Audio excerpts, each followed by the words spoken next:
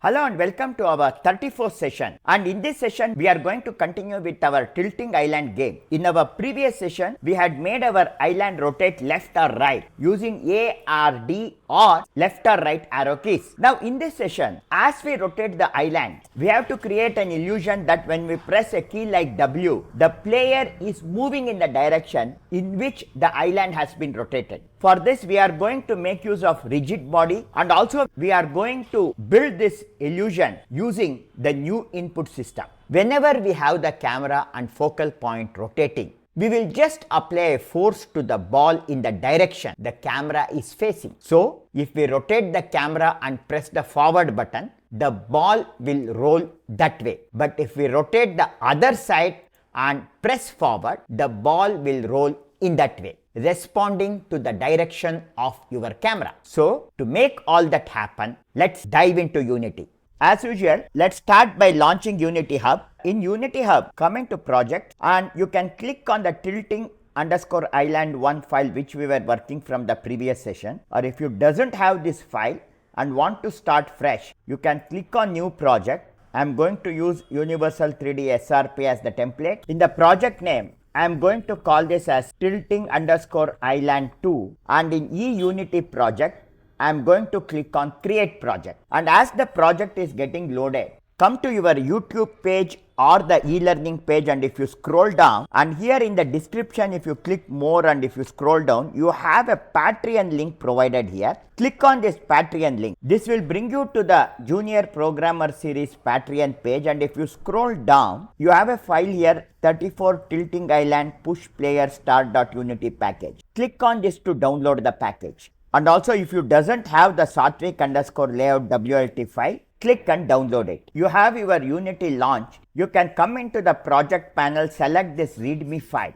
and in the inspector, come here and click on remove readme assets, and in the confirmation window click on proceed. If your screen layout doesn't resemble the layout you are seeing on the video, then on the right hand top corner you have the layout panel. Click here and choose the Sartvic layout. If you doesn't have Sartvic layout, you can come here to load layout from file. Browse to your downloaded folder and you have this Sartvic_layout.wlt file. Select it and open it. Your layout and the layout you are seeing on the video will be the same. Now coming into the project panel, come to assets, right click and choose import package custom package. And now come to your download folder and select the title island push player start unity package which you downloaded just now. Click open. Now in the import unity package, see that all is clicked here and click on the import button. Now once all the package are imported, come into the project panel asset and open the scenes. And here you have the tilting island scene. Double click to open this. This was the file that we were working on. You can come back to project, select this sample scene, right click and you can delete it. Click on delete in this confirmation window. We are able to rotate our island left or right using the keyboard. Our next mission is to move the player. So if I select the player, I want the player to be pushed forward. We are going to use physics. Coming into the hierarchy, I select player. We have already added Rigidbody. And now using Rigidbody, when the player presses W or forward key, this has to move forward. So to achieve this, I will now come here into the project window. You have this player input action already present. And I doesn't want this default input system underscore action which has been created when I created the new project. I will delete it, and in the confirmation window I will click on delete. Coming into the asset, select this player input action, double click to open this. For the same action map of player, I am going to come into the action and I am going to create a new action, and I am going to call this as move and press enter. Coming into action property, I will choose action type to value. In control type, I am going to select vector 2. Although we are concentrating on just one movement, always remember to have or use the vector 2 for any move so that compiles with the industry standards. Now in the move, I will click on the plus here and I am going to choose this add up, down, left, right composite, and I get this 2D vector and I will select this no binding, right click and I will delete it. Now I will open this 2D vector, and for upward movement In binding, I will come into path, click here, and in the search, I will just press W and you get this W keyboard. I am going to select it. For down, I will come into path and click Shift plus S, and I have S keyboard here. I am going to add it. Then for left, I will come to path and in search, I will press Shift A. And if you scroll down, you have A keyboard here. I will add it. And for right, I will click on the path, I will press D and I am going to add D keyboard. Now I want this movement to happen even using arrow keys. So I will close this 2D vector, I will right click and I will duplicate it. This time I will open this and for up instead of W, I will come into keyboard using US layout, scroll down and choose up arrow. For down, I will come into path, keyboard using US key layout. I will select down arrow. For left, I will click on the path, come to keyboard, using US layout, I am going to select left arrow. And for right, I will click on path, keyboard, using US layout, scroll down and select the right arrow. So we have added these two bindings to move. Then I will save this asset and I will close this. I am now going to come into the script. So I will open the script here, right click, create new mono behavior script, and I am going to call this as PlayerControls and press enter. The public class name PlayerControls and the name of the script is the same. Now I will drag this PlayerControls script and attach it to my player.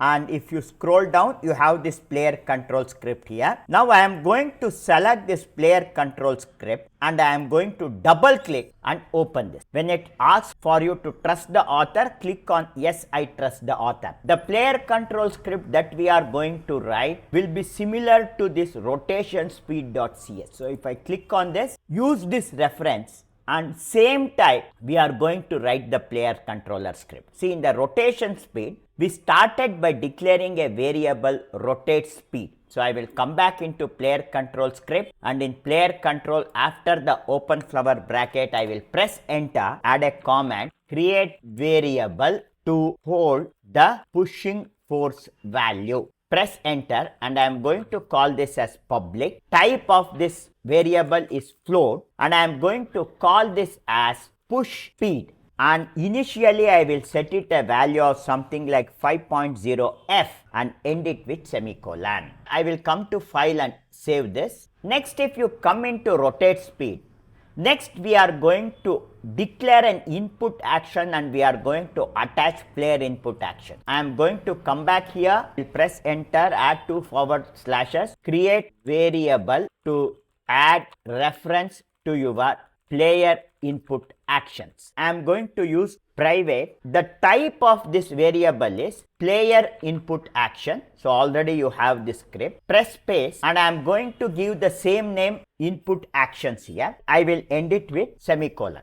So not to confuse with this rotation speed input action, I will come here and I will call this as move input action. I will make I capital. I will press enter, and finally in rotation speed, to calculate or store the rotation value coming from the user input, we had used rotate value. Similarly here, I will add two forward slashes, create variable to hold user input value, and I am going to call this again private, a vector 2 component, and I am going to set this value equal to push input, and I am going to end it with semicolon. One extra thing we need in this player control is, because we are using rigid body, I have to create a variable to hold its reference. So I will press enter, add two forward slashes, create variable to refer the rigid body component. I will press enter, and this one also I will keep it private, and the type of this variable is rigid body, and I am going to press space and I am going to call this as player RB and end it with semicolon. If you come into rotation speed,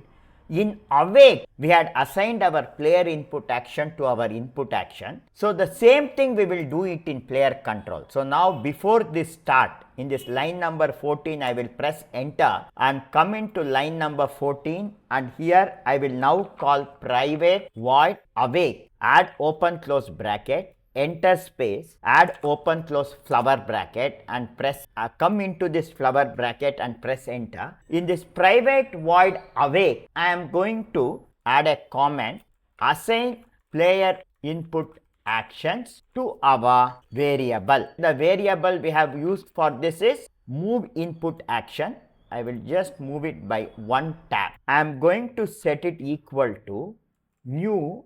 I am going to call this player input action, add open close bracket and end it with semicolon. I also have to declare my rigid body. I will add a comment here, assign rigid body component to our variable. And I am now going to call my player RB variable, and this will be equal to, I will call this get component, and I will add lesser than and greater than sign, and in between this I will call my rigid body component, end it with open close bracket and semicolon. And if I come back to rotation speed, you now have here this on enable and on disable functions. So I will come back to player control, and after awake, after this closing bracket, I will press enter twice. I will now call private void on enable function, add open close bracket, press enter, and I will add open close flower bracket, and inside this flower bracket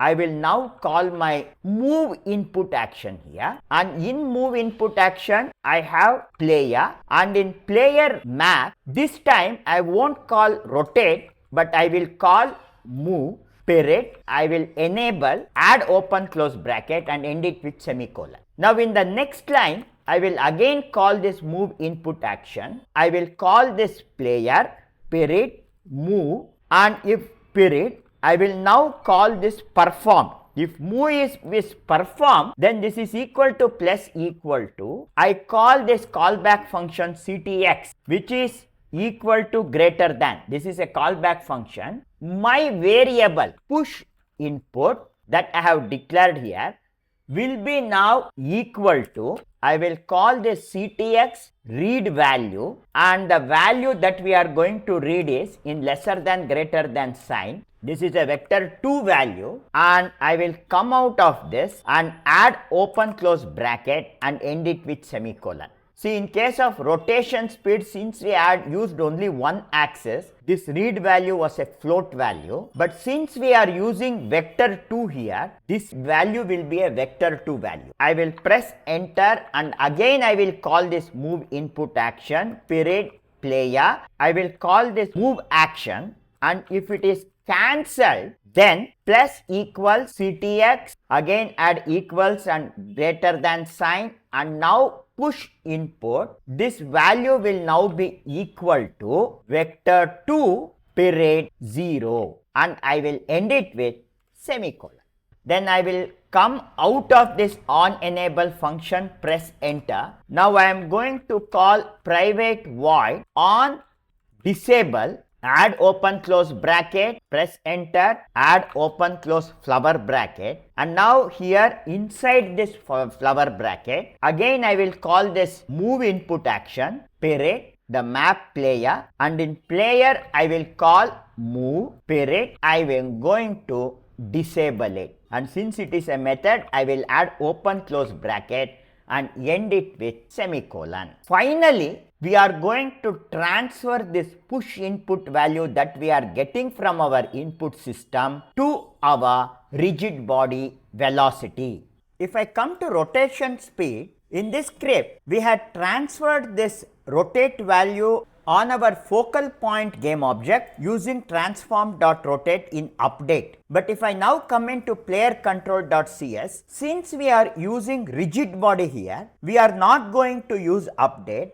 We use another method called as fixed update. So after this on disable, after this closing flower bracket, I will press enter twice. I will now call private void fixed update and add open close bracket, press enter, and in open close flower bracket, inside this flower bracket now here first I have to convert my vector 2 component into vector 3. I will add 2 forward slashes, convert vector 2 push input value to vector 3. I will press enter, and I am now going to declare a new variable vector3, press space, and I am going to call this as push value, and I am going to set it equal to new vector3, and in open close bracket I will end it with semicolon, and here for the x I am going to select my push input period x value, then add a comma. For y it will be 0f, I will add a comma, and for z it will be push input period y value. And now to control this push speed, if you come up, we had declared one variable called push speed and we had set it to 5f. I am going to come here, multiply this new vector 3 into, and I will call my variable push speed. We have multiplied this value from push speed. I will press enter. I will add a comment, assign the push force to our player using the gravity value for the y axis. I will press enter. I will call my player RB period, and I am going to call here linear velocity. This will be equal to a new vector 3. In open close bracket I will end it with semicolon, and inside this bracket for x I am going to set push value period x value, comma, and for y call player RB period its linear velocity, and from this linear velocity I am going to take the y value, and this y value represents the gravity of the rigid body. Then I will press comma, and for z I will call push value period z. If I come out of this bracket, I will come to file and I am going to save this. I am going to come back to Unity, allow the script to compile. I will come into play the game. If I press left and right arrow, you can see it is rotating correctly, and if I press the up arrow and down arrow, the ball is rolling. However, the direction of this rotation is not correct. So whichever direction I turn, and when I press W or up arrow, it should move in this direction, but it is moving in the other direction. So I will stop the playback. Now to achieve this, I need a reference of my focal point direction. If I select the player and come into the scene, if I press Alt and when I turn around like this, I need the reference of my focal point direction. It is through focal point that we are rotating left or right. I will come back into my script. I am first going to declare a variable after this line number 12. I will press enter and I will add a command, create variable to add reference to my focal point or camera object. I will press enter, and now I am going to make this public, and the type of this variable is transform. Because we want rotation, I am using the transform type of variable. Call this as focal point with F small letter, and I will end it with semicolon. I will come back to my fixed update. If I have not attached any focal point object, I will add a condition. If I will add open close bracket, if my focal point game object is equal to, I have to add two equal sign, and if it is null, null means if it is empty, if it is not attached with any object, then I will press enter, add open close bracket. I will open this bracket, and inside this I will take all my old code here, cut it and put it into this. If I have not attached any focal point, then we are going to use the old code. I will come next, and the first step, I will add two forward slashes. The first step is I want to get camera or focal point forward direction. And how are we going to get it? I will declare a new vector3 variable, and I am going to call this as camdir. Set this value equal to, I am going to call my focal point period forward direction and end it with semicolon. For safer side, I will also set my camera dir y value equal to 0f, so that along the y there is no movement.